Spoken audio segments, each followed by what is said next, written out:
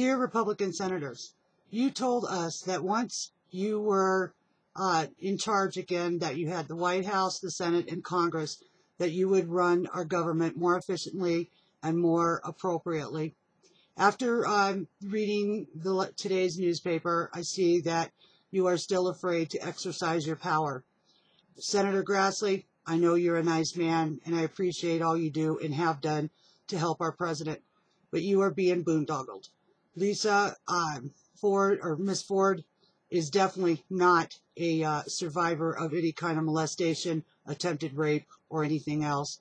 The reason I say this because I myself am one, and I can remember everything from the room to the smell of the cologne the man was wearing. I have some questions for her, and I asked most of my followers to send me questions that they would like to ask. We don't want you to get in there and start asking these softball questions and dancing around actual issues. She made this claim. She is about to destroy a good man's life. In fact, even his wife had to get security because of the threats that are coming into him. I do not feel sorry for Ms. Ford. I think this was a setup from the beginning, and I think this is just another time that they pulled a Clarence Thomas, or they pulled a Roy Moore, or when 16 accusers came forward against our president. Where are they now? Okay, anyway, here is some of the questions that we have. I want to know if she was promiscuous when she was young. Evidently, by the pictures that you're seeing on the internet now of her laying on a picnic table with booze bottles everywhere, and that's her on the table, evidently she was. She was very promiscuous. Didn't even look like she was wearing a top.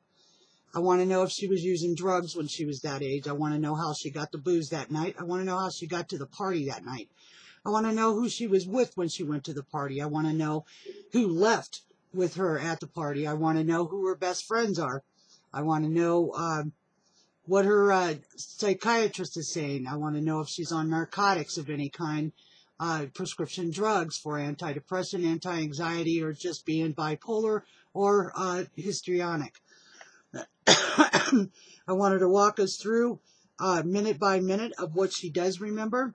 I want to know who supplied her with the alcohol that night. I want to know why her parents would let a 15-year-old out of the house to go to a party to get drunk. I want to know if her parents knew she was a drinker. I want to know if she's ever been in an AA meeting or ever seek any help for addiction problems.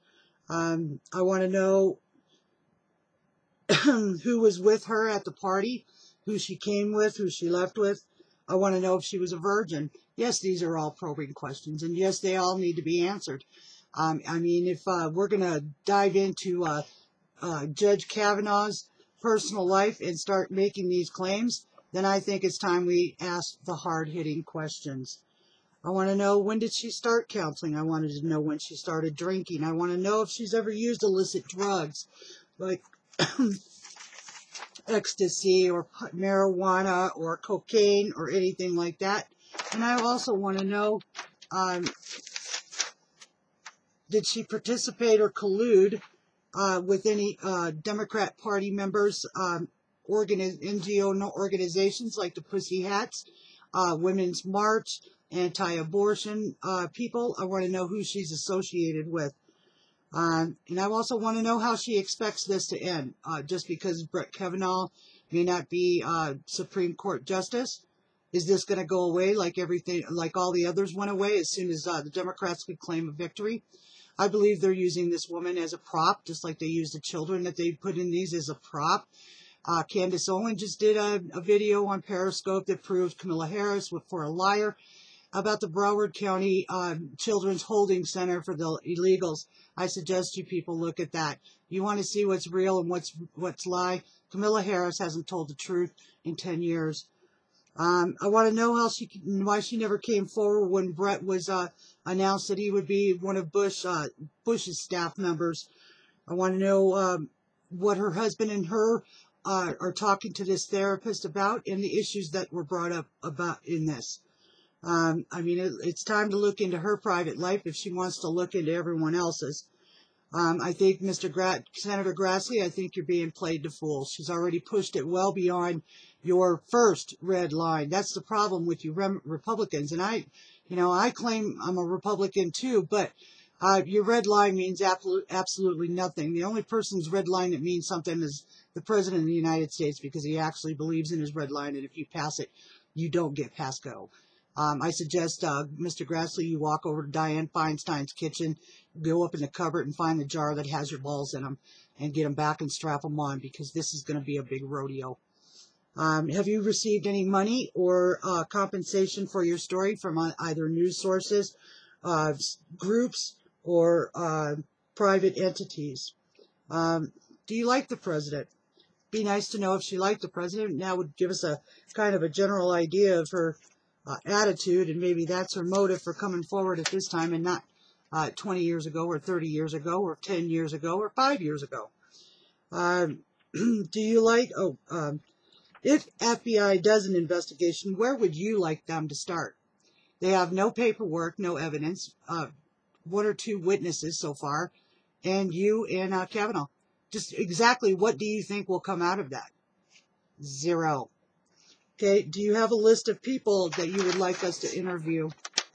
Do you have any proof you ever hung out with Brett or any of his friends? You say you had threats. Explain to us the threats you've gotten. I know this much. I know if you're a Trumpkin, you're not threatening anybody. You're busy. You're at work. You're enjoying your tax relief right now, and you're enjoying the freedoms that your president has been working hard to ensure you have. So I imagine these are probably just as made up as the ones that were claimed by, oh God, who was it? Maxine Waters, or somebody claimed that they were being threatened. You know, you want to talk about threat? Ask Scott Pruitt, or ask Mr. Pruitt, former Secretary Pruitt, about having dog shit lit in a bag on his front porch. Ask Sarah Sanders about being run out of a restaurant because the people there, the Red Hen, thought that they were better than Sarah. Okay, who was your best friend back then? Can we talk to her? Will she step forward and give testimony on your behalf? Did you confide in this girlfriend if you had one? If you did, will she come forward and testify as well? Why didn't you bring her today?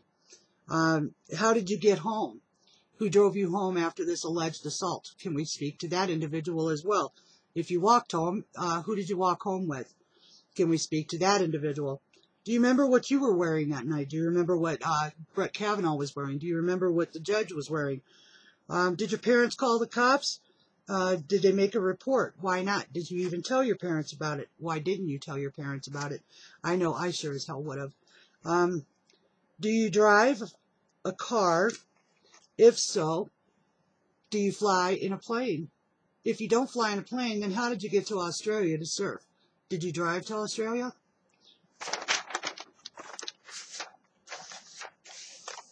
I want to know what organizations you are associated with all the way back for the last 25 years, whether it be Antifa or Black Lives Matter or Women's March or anti-abortion groups. We'd like all of the names of all the organizations that you belong to. Do you know anyone in Congress, whether it be a congressman or a representative or a staffer of one of our congressmen or reps? I'd like to know the name, and would they be willing to come and testify? Now, got a couple more questions on this. You say your therapist is the only one you shared your story with, correct? If you did not want to pursue this, then why send a letter at all? In your letter, you stated that you didn't want this to become a big old show, but yet months before the letter was sent to Dianne Feinstein, you had already taken a polygraph in your lawyer's office. And you'd already hired a lawyer, which happens to be a former Hillary Clinton lawyer, and also happens to belong to some pretty radical left-wing outfits. Okay, do you belong to a movement? I asked that one. What would you say your teaching style is? Are you a liberal or a conservative? Why are your students tweeting about your negativity? Have you ever called on the president to resign at any time? Do you think the president is doing a good job? Did you vote for Mr. Trump? Did you campaign for anyone? If you did, who and when and what years? Did you ever verbally attack the president on his policy? How do you feel about open borders? Would you say you're a liberal or a conservative? So who was at this party? I want you to name as many people as you possibly can. Did your parents know you had gone to the party?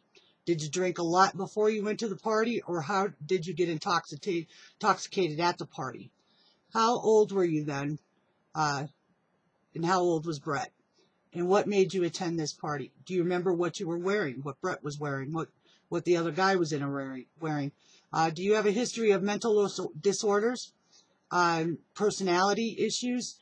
How many times have you been married? How many sexual relationships have you had in the past? How long have you been in therapy? What year did you bring this up to your therapist? Have you ever had any other sexual assaults in your past? Have you had any problems with men in your past, like fighting, assaulting, or being assaulted? Do you have an arrest record? Did your parents go in front of Brett's mother on a foreclosure of their home? And what was the outcome of that? Did you ever hang out with Brett and his friends? So how did it come about that you were the only girl with 2 boys at a party upstairs inside of a bedroom? Who invited you? Tell us about the timeline leading up to the assault. Excuse me. Thirsty.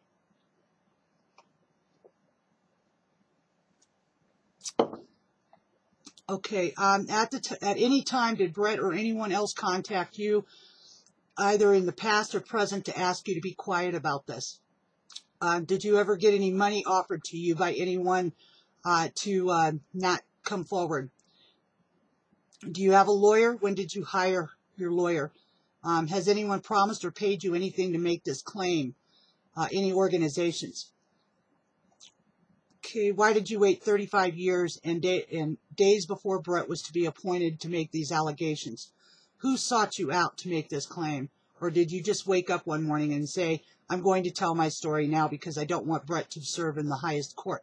So why did you allow him to both serve in the Bush administration and the circuit court for years without saying a word? Have you met any politicians, congressmen, congresswomen? Explain. Do you have any bills that you are trying to push forward in the Congress or in the Senate? Do you believe in DACA? Have you ever helped an illegal alien in any way? How many rallies and women marches have you attended? Do you know Linda Sorensen, Hillary Clinton, Bernie Sanders? If you never intended to come forward like Ms. Feinstein claimed in your letter to her said, then why did you hire a lawyer in August and take a polygraph? You are aware that polygraphs can be fooled.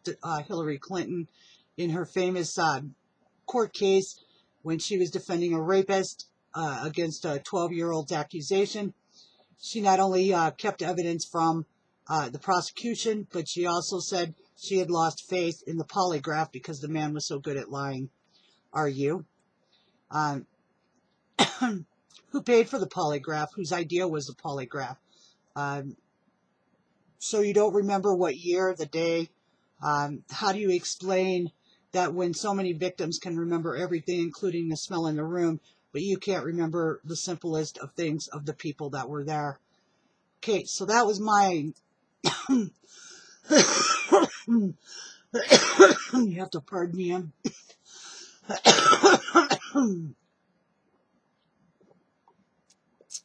The point being, Republicans, we haven't had the Senate, the House, and the presidency in 80 years. You know why? Because you boys have no balls. You worry more about your reelection than you worry about the issues. Democrats are dirty. They will do anything and everything, even murder, to retain their power or to gain their power. They care nothing about anyone or anything else. It's about money, power, guns running, and human trafficking, which is one of the biggest money makers in the world right now. And the United States is first in the biggest human trafficking there is. Now, back to this. I think you Republicans, when you get her in there, in that room, in there, I think it should be a public hearing. She chose to put her dirty laundry out on Front Street, so it should be shown on Front Street and gone through on Front Street. The American people deserve to see every minute of this woman and her face as she's spewing her lies. I believe that Mr. Brett Kavanaugh deserves to face his accuser and to be able to ask questions of his accuser. And if you guys want to run this right, you're going to let Kavanaugh come up with his own set of questions for this woman, and you're going to allow the questioning to continue. I believe that the Democrats will probably give out passes to as many lunatics as they possibly can to be in these hearings again and to disrupt them as much as they possibly can. That's what they did the first the first time around. We all know that passes are given out by congressmen for people to attend these hearings and to get into the room. So evidently the Democrats thought enough about it to give passes to the left-wing nut people to be out in the audience to disrupt this. And to the Parkland shooter father, you had no right to rush through the audience and run up to Kavanaugh. Had that been my husband that you did that to, I probably would have punched you in the face long before you got to my husband. The room was really, really excited at the time. They were really, really out of control. They were being very, very rude. What is to say that you did not have a sharpened toothbrush or some other kind of device to attack Kavanaugh at the table during the hearing? So I say to you, you want to talk to someone, you make a goddamn appointment. You don't give them the bum's rush up to the table and then try to shake their hands. The man had to have his children removed from the room because of you lunatics in the beginning anyway. So with that, I say again, Miss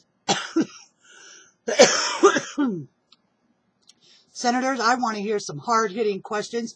I don't care how personal they are. They should be very personal. We are talking the credibility of a woman versus a man with impeccable credentials and a great life. 35 years he's led a good life. And let the man let the man in a glass house throw the first stone. And I say we question this woman from everything of her promiscuity to her drug use to her shrink doctor's head. I want to see all her medical records from this doctor. I want to see all of her therapies records. I want to know this woman so well